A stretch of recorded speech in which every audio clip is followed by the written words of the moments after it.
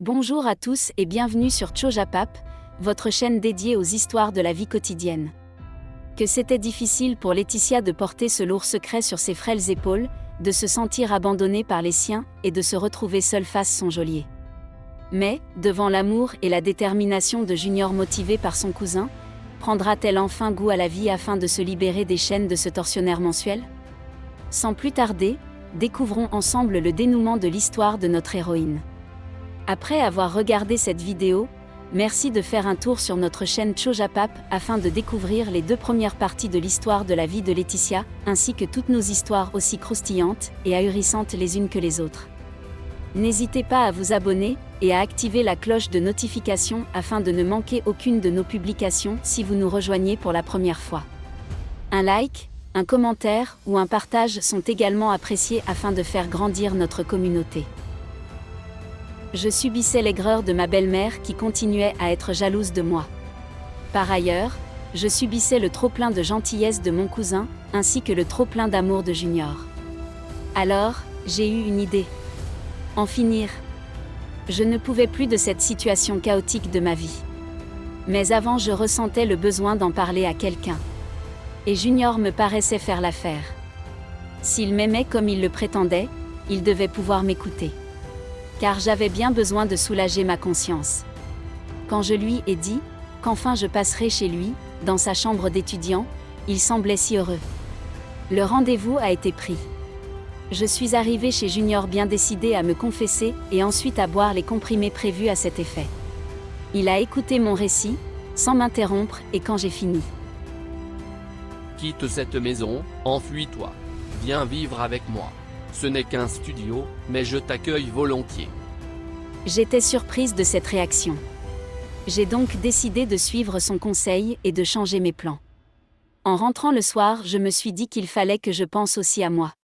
J'avais déjà été sacrifiée, et je suis déjà trop sacrifiée. Je me suis laissée convaincre.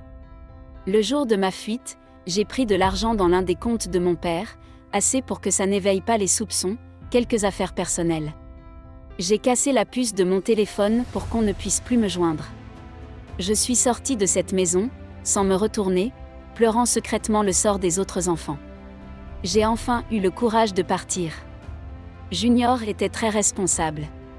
Enfin, je le croyais. À mon arrivée, c'était l'homme parfait. Au début, lors de nos ébats amoureux, je pleurais à chaque fois, il a fait preuve de beaucoup de patience et je suis finalement tombée amoureuse de lui. On a vécu pendant plusieurs mois avec l'argent que j'avais subtilisé à mon père. Thierry venait nous voir de temps en temps. J'ai ainsi pu apprendre que quelque temps après mon départ, mon père est tombé malade au point où il délirait parfois. Mais lorsqu'il était lucide, il demandait qu'on ne me fasse plus signe. Il me reniait. Je ne pouvais et ne voulais plus jamais revenir chez moi. Un âne s'est écoulé. Junior tant bien que mal, accompagné de sa famille m'aidait, mais malheureusement mon année scolaire s'est terminée par un échec. Et, j'étais enceinte. Je me suis dit que je ferais tout pour protéger cet être qui grandissait en moi. De son côté, Junior avait changé. Il collectionnait les conquêtes et ne se cachait même pas. Lorsque je me plaignais, il me disait que la porte était ouverte si je voulais partir. Mais où allais-je donc aller? Sans argent, sans diplôme et avec un enfant. J'avais donné naissance à une adorable fille, Nia. J'ai alors compris que ce qui l'intéressait c'était mon argent, et n'en ayant plus, je ne lui étais d'aucune autre utilité. Je ne savais presque rien faire, l'école était plus une échappatoire qu'autre chose. Que faire? Ma mère a tenté en vain de me joindre, mais mon père, jouant de ses relations, a empêché toute tentative de réconciliation. Je n'ai jamais pu aller la retrouver en France. Par ailleurs, je trouvais qu'elle ne méritait pas mon pardon. La rejoindre signifiait lui pardonner. Non, je n'en avais pas encore la force. Donc, Junior m'avait à sa merci. Pendant 4 ans je vivais cette situation irréaliste. J'ai obtenu tout de même ma licence. Mais Junior continuait son défilé de femmes puisque je lui appartenais déjà. On m'avait rapporté qu'il vivait une idylle avec une certaine Amélie. Un jour mon téléphone a sonné. Madame, tu es un boulet pour Junior. Libère-le. Je n'ai pas répondu. Junior connaissait mon histoire, mon passé, comment pouvait-il me faire souffrir ainsi? Je me suis dit avec un regain d'orgueil qu'il fallait que je le quitte. Quand je lui ai exposé les faits, il s'est confondu en excuses et j'ai encore cédé. J'ai terminé ma maîtrise, quand on m'a dit que mon père était dans un état critique. J'ai décidé d'aller voir. Cet homme si imposant, était devenu insignifiant, presque à l'article de la mort. Sauf qu'il ne semblait pas pressé de mourir. Une main invisible semblait vouloir qu'il expie ses fautes. Il pouvait aller bien pendant quelques jours au point de reprendre ses affaires, et quelques jours après, ses crises étaient telles qu'il ne reconnaissait plus personne. Quand j'ai regardé ses filles, j'ai vite compris que le procédé avait continué sur l'une d'elles. Celle-ci semblait ne pas être concernée par la maladie de son père. Quand il a ouvert les yeux, j'étais là avec ma fille. Sors d'ici, tout ceci, c'est ta faute. Comment ça? Je n'ai plus de paix, tu n'as pas pu assumer tes responsabilités. Joignant le geste à la parole, je suis partie, mais en sortant j'ai lancé. Tu crois que tu vivras éternellement? Ce n'est que le début de ta déchéance. Tu m'as fait croire pendant longtemps que si je m'en allais, nous allions mourir tous. Et je t'ai cru. Aujourd'hui je réalise juste que tu avais peur pour ta petite et ton insignifiante personne. Mais surtout tu tremblais pour ta richesse chimérique. Où en es-tu aujourd'hui?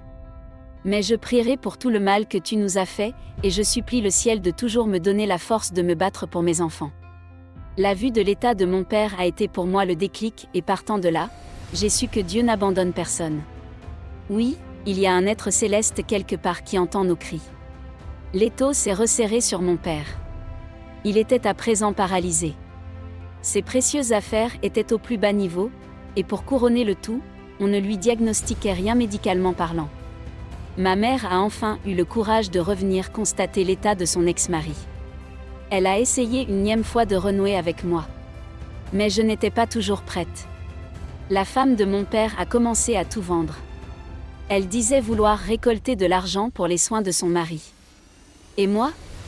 Eh bien, j'ai eu une deuxième fille, Leia. Mais Junior, je vous assure, semblait comme habité par quelqu'un d'autre. Le garçon travailleur, battant que j'avais connu était devenu violent, alcoolique, paresseux. On se déchirait devant les filles. Il me battait et me jetait à la porte de sa maisonnette quand bon lui semblait. Même mon cousin Thierry était dépassé. Le coup de grâce a été quand j'ai su qu'il avait eu un autre enfant. J'ai dit stop, je ne suis pas née pour souffrir.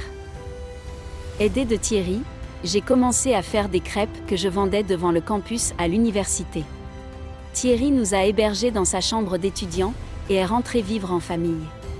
Quand la maman de Junior a su que celui-ci nous avait renvoyés de chez lui, elle nous a ramenés chez elle et s'est occupée de nous. Elle a envoyé les filles à la crèche et elle m'a inscrite pour que je fasse un master en droit de l'homme. Je l'ai terminé et j'ai commencé à travailler dans une ONG pour un projet en partenariat avec l'Italie. C'est là que j'ai rencontré mon fiancé actuel, Alexandre, un Italien issu d'une famille immensément riche en Italie. Je ne l'ai su que récemment. Il a un grand sens de la famille, mes filles l'adorent. Il nous a pris un appartement et veille à ce que l'on ne manque de rien. Et puis, je travaille et je peux également subvenir aux besoins de mes filles.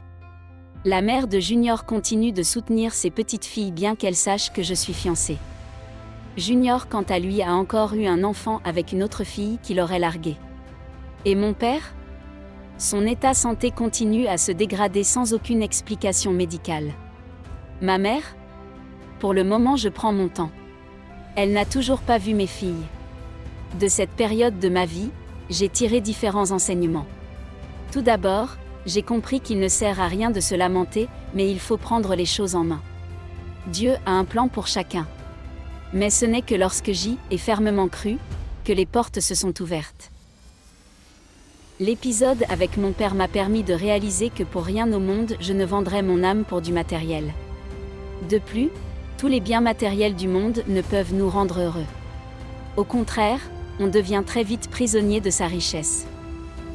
L'épisode de ma mère me permet aujourd'hui de comprendre, 10 ans après, que pour mes enfants je suis prête à mourir, à me battre bec et ongles.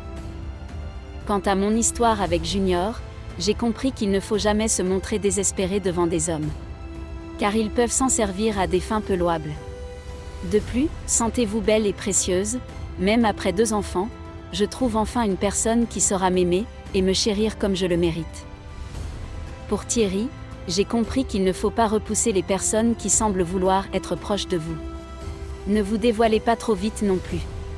Prenez le temps de bien sélectionner votre entourage. La pensée positive, la prière, la confiance en soi, la confiance en Dieu. Telles sont les clés pour s'épanouir. Si vous avez tiré d'autres leçons et enseignements de cette histoire sur la vie de Laetitia, et que vous souhaitez également les partager avec la communauté Chojapap, n'hésitez pas à nous le faire savoir en commentaire. Si cette histoire vous a plu, merci de cliquer sur j'aime, et de la partager afin qu'elle puisse édifier plusieurs personnes. Vous souhaitez également faire partager votre histoire, un témoignage, alors en anonyme ou pas selon votre convenance, une seule adresse chojapap@gmail.com.